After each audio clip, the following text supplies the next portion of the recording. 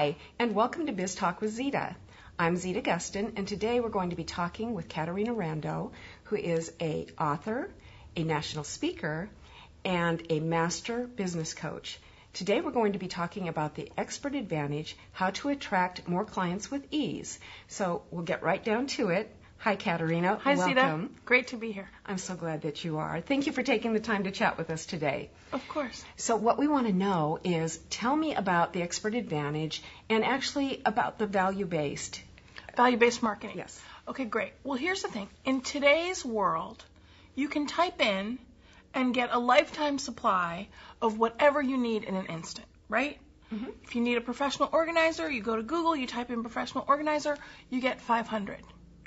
Well, because we can access resources so instantly, how does the average service provider differentiate themselves from everybody else? Mm-hmm. They do that by forgetting about focusing on sales and focusing on value-based marketing, which is basically giving your potential clients information that they can use to solve their problems before they call you.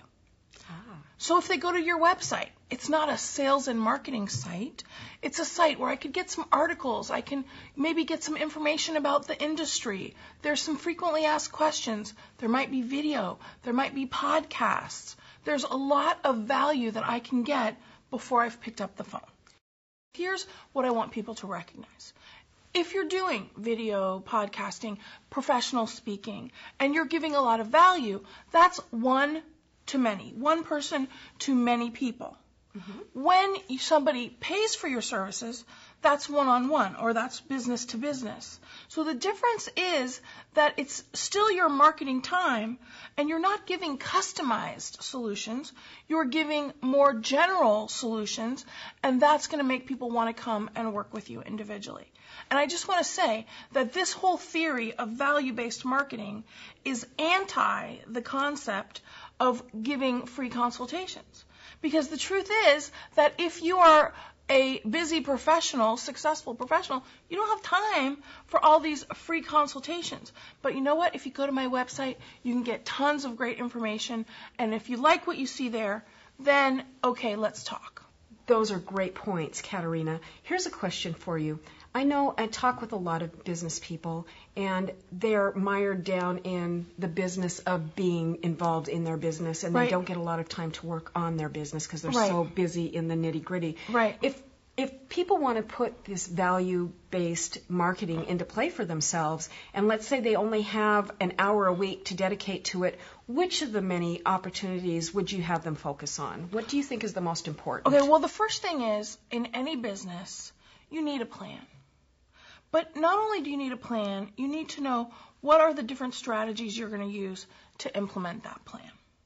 And what I've done is I have my entrepreneur, the Expert Advantage telecourse, which is 12 weeks, or we do 2-day seminars, so that people can do an hour a week, and then they can know, okay, this is what I want to do, and they can do it themselves, or they can hire some affordable resources to help them do it. Because the big mistake, one of the mistakes entrepreneurs make, is that they're trying to be a marketing agency as well as doing their business. Right. And you cannot be a superstar marketer, and really your business needs a lot of marketing, but you also need time to bill and be with your clients. So you have to use many of the good marketing specialists that we have that focus on particular areas. You need somebody to do some marketing research for you.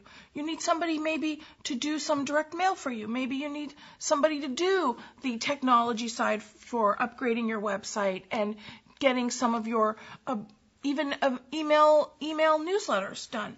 That should not be you if you are the primary person in the business. But who's going to put all of this together? That might be you with a marketing strategist, or it might be you with the help of some of these other specialists. But it shouldn't just be you as the entrepreneur. Okay.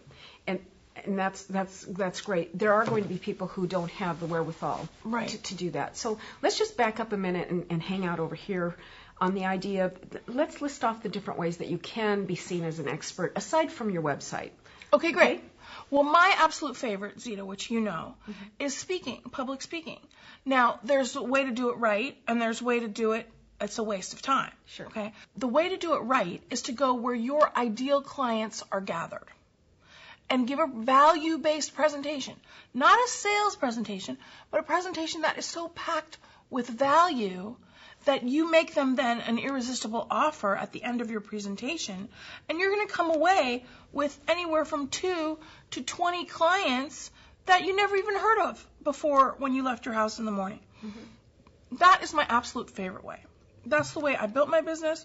That's what I teach for people that don't have unlimited marketing budgets. And that's what I want to emphasize is that all the strategies that I teach, and I believe, there might be a little money involved, but there's not a ton of money involved. Because I do believe that there's many people out there that they're basing their entrepreneur services on what they would do for corporate. And you know what? Entrepreneurs are different. By the way, we're willing to do some of the work ourselves. And so it's important that we have resources that recognize that and are priced accordingly. But the best way to walk out your door this morning and come home with lots of new clients this afternoon is through public speaking. And that's fabulous, and I have experienced that myself, Yes. and thank you for that input. Now, but let me ask you this. I know you've written lots of articles. Tell us about some of the articles that you've had placed. I wrote an article recently for Redbook. I've been in Women's Day. I've been in many publications. And that's fine. Those are national consumer magazines. They asked me to write that for them. Here's the thing, though. If you're not a professional writer, you don't want to be pursuing Time Magazine, Money Magazine. You want to be pursuing the industry publications or the publications, consumer publications, that your potential clients are reading. So if you're in office hours, if you are business to business, if you're in Staffing Today, I've been in Real Estate Professional, well, who are your clients and what magazines are they reading? Now, guess what? Being in Real Estate Professional is not as sexy or as exciting as being in Redbook, but you know what? I got more business from Real Estate Today. Why? Because that's what my potential clients are reading. You see? So that's what I want people to recognize. Is it's not about the glamour side of being in magazines.